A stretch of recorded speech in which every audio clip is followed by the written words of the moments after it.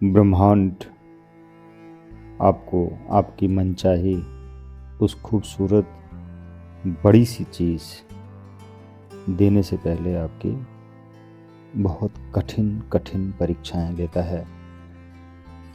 आप उन परीक्षाओं में पास हो पाते हैं तो आपको वह अनमोल खजाना ब्रह्मांड की तरफ से आपको दे दिया जाएगा। और अगर आप उन परीक्षाओं में पास नहीं हो पाते हैं तो वो खजाना आपको नहीं दिया जाएगा और पहले से जो खजाने आपके पास हैं उन खजानों को वापस ले लिया जाएगा। ऐसी अवस्था अगर आपके जीवन में है और आप ये देख रहे हैं कि आगे बढ़ने के लिए जितने भी रास्ते हैं आपने वो सारे रास्ते तय कर लिए हैं, अब आपकी तरफ से कुछ भी बाकी नहीं रह गया है, फिर भी उन अवस्थाओं में आपके सामने पीछे हटना, हार जाना, नकारात्मक सोचना या खुद को काबिल ना समझना या खुद के द्वारा किए गए कार्यों और निर्णयों को कोसना, गलत साबित करना या खुद को बुरा कहना, ऐसे विचार आ रहे हैं तो आप ठहर जाएं। ध्यान करें कि जब आप अपने कदम आगे बढ़ा रहे थे, जब आप अमीर बनने के लिए हर कदम आगे उठा रहे थे, बढ़ा रहे थे, अपने द्वारा कमाए हुए धन को रियल एस्टेट में, शेयर मार्केट में निवेश कर रहे थे और ये कह रहे थे कि मेरी कमाई लगातार बढ़ती जाएगी और जो मैं निवेश कर रहा हूँ उसको और निवेश करते रहूँगा और अपनी कमाई बढ़ाते रहूँगा, मैं अमीर बन जाऊँगा। लेकिन आज तस्वीर बदल गई है। आपके निवेश या तो आप वापस ले लीजिए या तो अपनी कमाई बढ़ा लीजिए। जो भी कमाई थी वो अब नहीं हो रही है, रुक गई है। लेकिन कमाने के लिए आप हजारों प्रयास कर रहे हैं, फिर भी कमाई नहीं हो रही है। आपके सामने आपका परिवार है, आप इस अवस्था से जूझ रहे हैं, इस डर से, चिंता से, भय से, और जो देना है उसकी व्यवस्था करने में आप दिन रात एक करके चल रहे हैं। अपने परिवार के सदस्यों को थोड़ा भी एहसास नहीं होने देना चाह रहे हैं कि आप इस महायुद्ध में खुद को झोंक कर इस संघर्ष को कर रहे हैं। आपके परिवार के सदस्यों को थोड़ा भी एहसास नहीं हो पा रहा है क्योंकि आप उनकी हर ज़रूरत पूरी कर रहे हैं और उनके साथ खेल रहे हैं, बातें कर रहे हैं, मुस्करा रहे हैं, जीवन को जी रहे हैं, हंसी मजाक कर रहे हैं। उनको एहसास तक नहीं है कि उनका पिता, उनका पति, उनका पुत्र, उनका भाई बहुत बड़े संकट में फंस चुका है। उस संकट से कैसे निकलेगा और अपने परिवार के सदस्यों को कैसे निकालेगा, इस उधेड़-बुन में, इस वैचारिक तूफान में फंसा हुआ है। लेकिन फिर भी हंस रहा है, मुस्कुरा रहा है, किसी को भी एहसास तक नहीं होने दे रहा है कि वो इस महायुद्ध में चारों तरफ से घिर चुका है। आप उन जिम्मेदारियों को पूरा कर रहे हैं। आप सोच रहे हैं कि आप कैसे इस महासंकट से बाहर निकल पाएंगे। जहां भी निवेश किया है या तो उसको बेचकर वापस आ जाएं और अपने ज़रूरी कार्यों को करें। अगर आप बेचते नहीं हैं तो आपकी बेइज्जती होती है।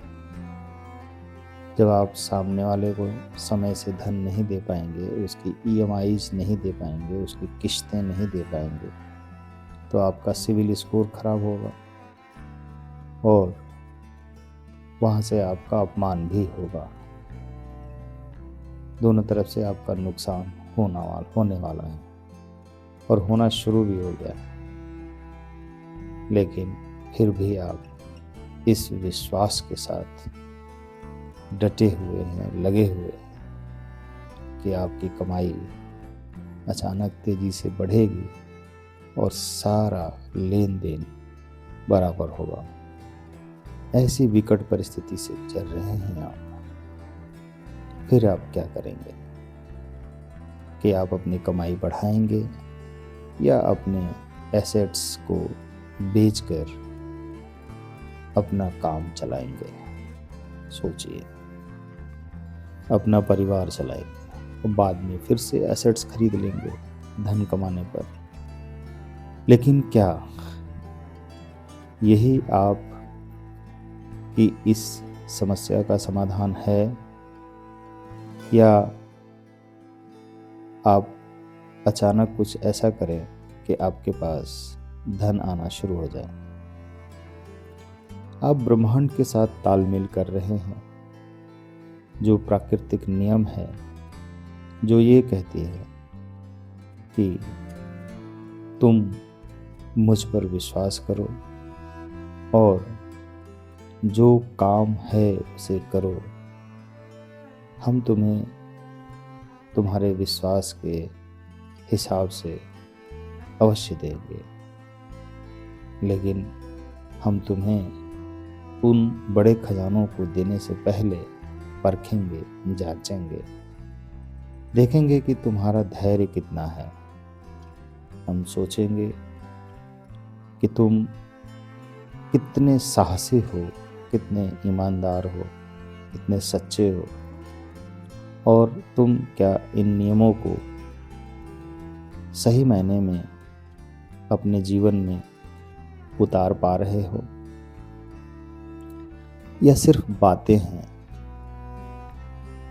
ब्रह्मांड आपसे कहता है कि हम मजबूर हैं, हमारी क्राइटेरिया पर तुम खरे उतरोगे, तुम्हारी एलिजिबिलिटी आएगी, हम तभी तुम्हें वो खजाना दे सकते हैं।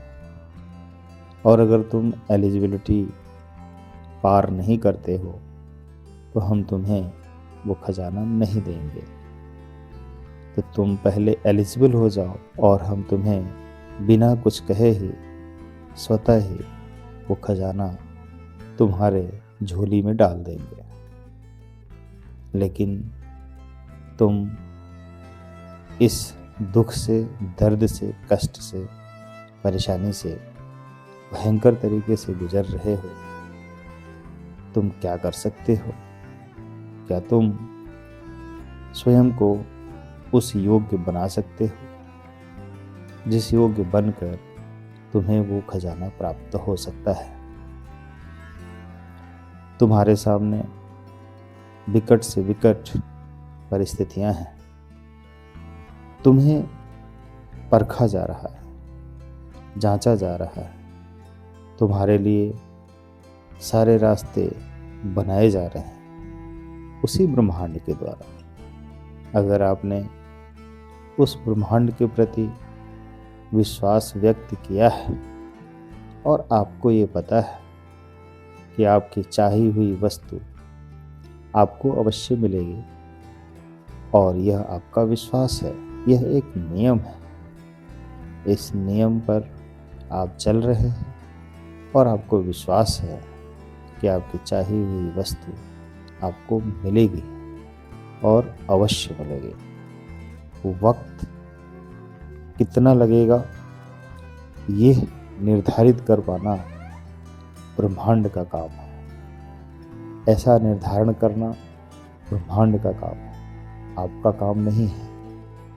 आपको उस दिशा में आगे बढ़ना है, सिर्फ और सिर्फ उस दिशा में आगे बढ़ना है, न कि आपको बैठकर सोचकर चिंता करना है, परेशान रहना है, डर में रहना है, दुख में रहना है, बहुत ज़्यादा तनाव में रहना है। इस तरह की किसी भी अवस्था में आपको नहीं आना है। अगर आप इस तरह की किसी भी अवस्था में खुद को डालते हैं, खुद को लेकर आते हैं, तो वो जो शक्तियाँ हैं, जो बुरी शक्तियाँ हैं या जो अच्छी शक्तियाँ हैं, आपके लिए और रुकावट पैदा कर देंगे। जैसे मान लीजिए कि आपके इस महान लक्ष्य की प्राप्ति के लिए आपने जो मेहनत की, जो त्याग किए हैं और जो दर्द सहे, जो कष्ट सहे, चिंता हुई, उन महान वस्तु को प्राप्त करने के लिए आपकी ये सारी चिंताएं व्यर्थ हो जाएंगी। आपका ये बड़ा नुकसान हो जाएगा कि आपने एक समय तक खुद को संभाला है और अब आप घबराकर, हिम्मत हारकर, हौसले को तोड़कर, विश्वास को तोड़कर सब कुछ गंवाने जा रहे हैं, वापस करने जा रहे हैं, छोड़ने जा रहे हैं, तो आपको वो चीज़ नहीं मिलेगी। जब एक स्त्री प्रसव पीड़ा से गुजरती है तो उसके सामने खुद को संभालने के लिए उसका विश्वास ही होता है। जिस दर्द से गुजर रही होती है, जिस पीड़ा से वह महिला गुजर रही होती है जब वो बच्चे को जन्म दे रही होती है, उन अवस्थाओं में आप अगर होते तो क्या करते? अपने हौसले को बढ़ा के रखते, उस दर्द को सहने के लिए, उस पीड़ा को सहने के लिए। आपको जो दर्द होगा, जो दुख होगा, जो पीड़ा होगी, वो कौन सहेगा? खुद ही सहना पड़ेगा, कोई और सहने के लिए नहीं आएगा। लेकिन उस पीड़ा के पीछे जो आनंद छिपा हुआ है, जो खजाना छिपा हुआ है, कि वो एक स्त्री माँ बन जाएगी, जिस बच्चे को जन्म देगी, वो बच्चा उस स्त्री को माँ कहेगा, माँ बनने का सुख देगा। उस सुख को, उस आनंद को प्राप्त करने के लिए वो महिला प्रसव पीड़ा के असहनीय दर्द को सहती है। उसके सामने एक ऐसी अवस्था होती है कि वो उसे कैसे भी करके पार करेगी ही करेगी, उसको पार करना ही पड़ेगा। अगर वो उसे पार नहीं करती है तो उसको पार न करने से कोई बचा नहीं सकता, वो खुद भी नहीं, भगवान भी नहीं। तो एक ऐसी अवस्था, प्रसव पीड़ा की अवस्था, जिसमें हजारों तरीके के दर्द होते हैं, उसकी पूरी जान दांव पे लग जाती है, पूरा जीवन समाप्त होने को रहता है, फिर भी उसे उस अवस्था से गुजरना है, पार होना है और सफलता पानी है। जब वो बच्चा जन्म ले लेता है, तब जो खुशी उस माँ को होती है, उसको खुद ये समझ में आता है कि यह एक नया जन्म हुआ है उसका।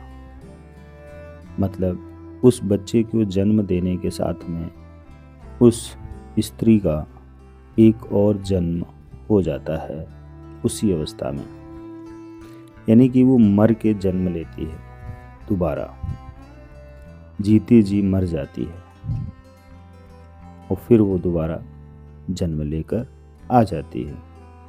उसकी पूरी दुनिया बदल चुकी रहती है। अब वो पहले की तरह नहीं रहती है, अब वह कुछ और हो जाती है। उसके विचार, उसके व्यवहार सब कुछ बदल जाते हैं। उस बच्चे को जन्म देकर वो पहले जो थी अब वो अब नहीं रहती। उस मौत से लड़कर एक और जन्म लेती है और एक और नई जिंदगी को जन्म देती है। एक साथ दो जिंदगियां जन्म लेती हैं और दो शरीर, दो आत्माएं, दो व्यवहार की यात्रा शुरू हो जाती है। आज आप इसी अवस्था से गुजर रहे होते हैं, उसी दर्द की अवस्था से। आपको खुद पर ही विश्वास रखना होगा कि आपकी परीक्षा ली जा रही है। ब्रह्मांड आपकी परीक्षा ले रहा है। जब आपकी परीक्षा ले रहा होता है तो उस अवस्था में आपको धैर्य रखना है, अपने भीतर अपने आप को संभालना है, खुद को जानना है। आपका आत्म परिवर्तन हो रहा होता है, आपका सब कुछ बदल रहा होता है, आपके जीवन का हर हिस्सा परिवर्तित हो रहा होता है। उस अवस्था में आपको सैकड़ों हजारों कष्टों से गुजरना पड़ता है। इन कष्टों को, इन दर्द को सह सकते हैं आप।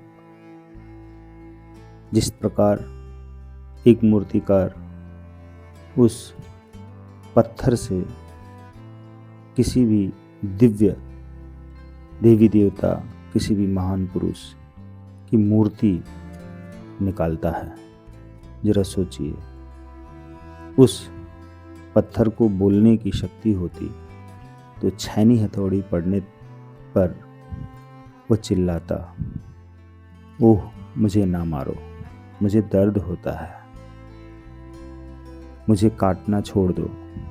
मूर्तिकार उसे समझाता कि हम तुम्हें तराश कर, काट कर एक मूर्ति बनाएंगे और मंदिर में लगाएंगे।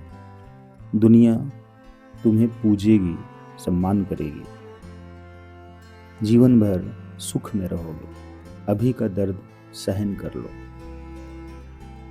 लेकिन उस पत्थर को ये दर्द सहन नहीं होता है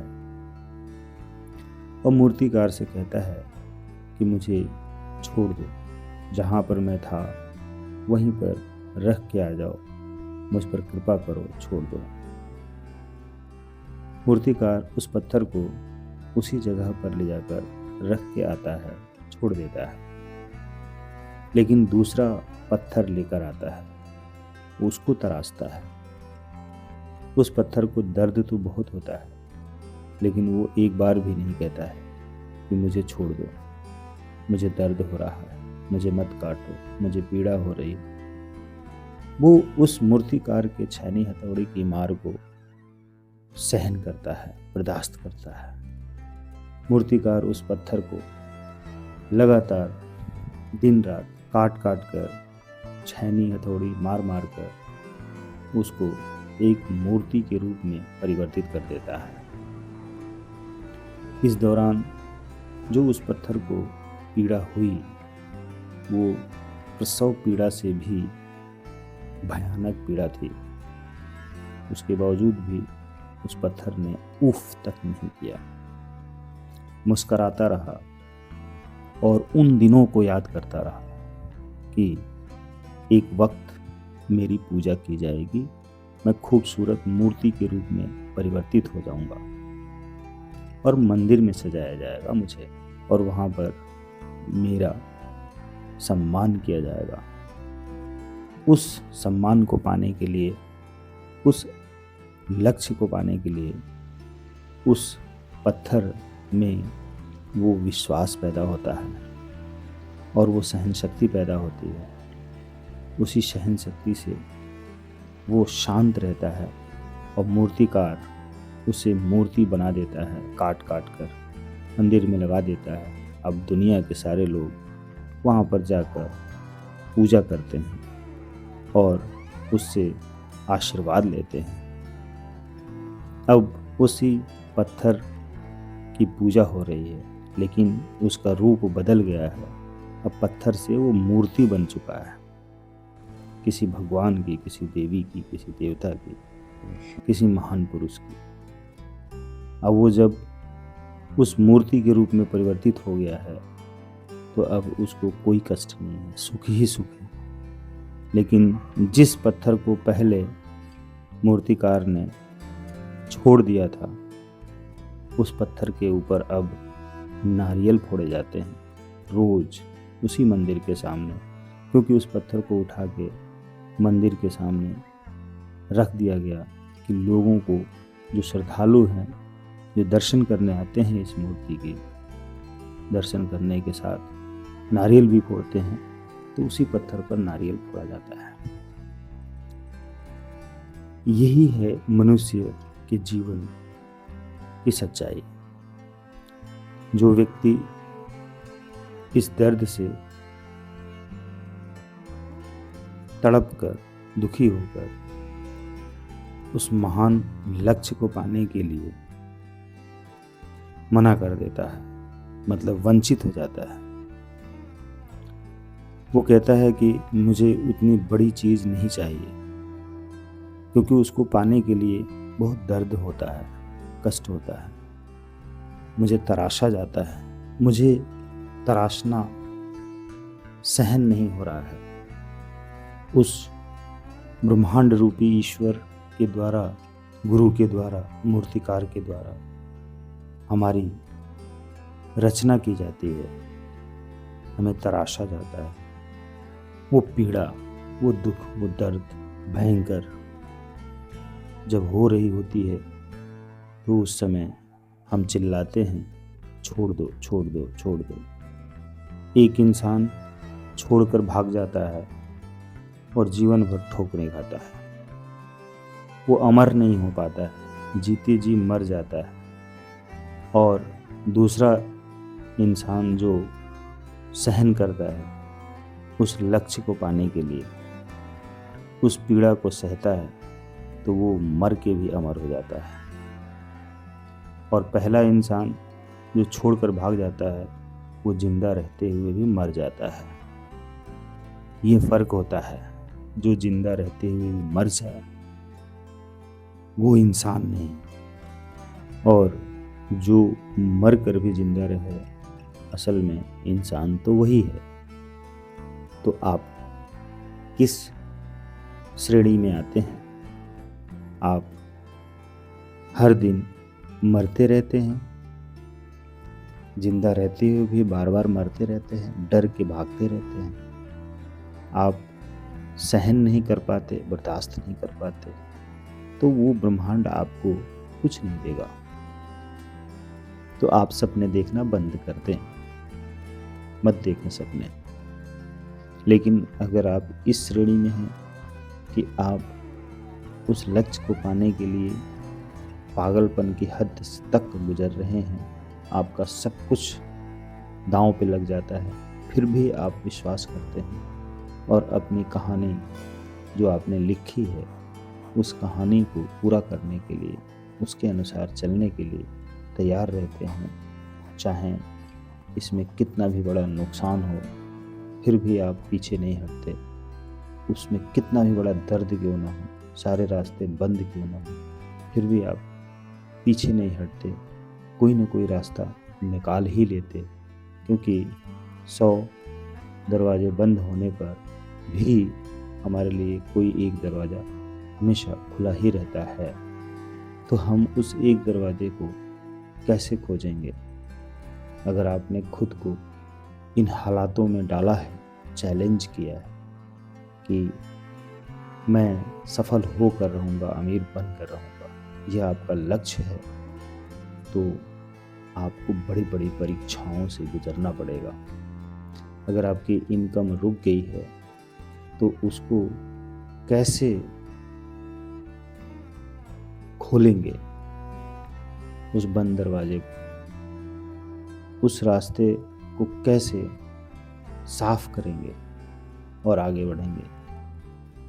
तो आप यहाँ पर जो दर्द सहेंगे वो असहनीय होगा, फिर भी आपको सहना है।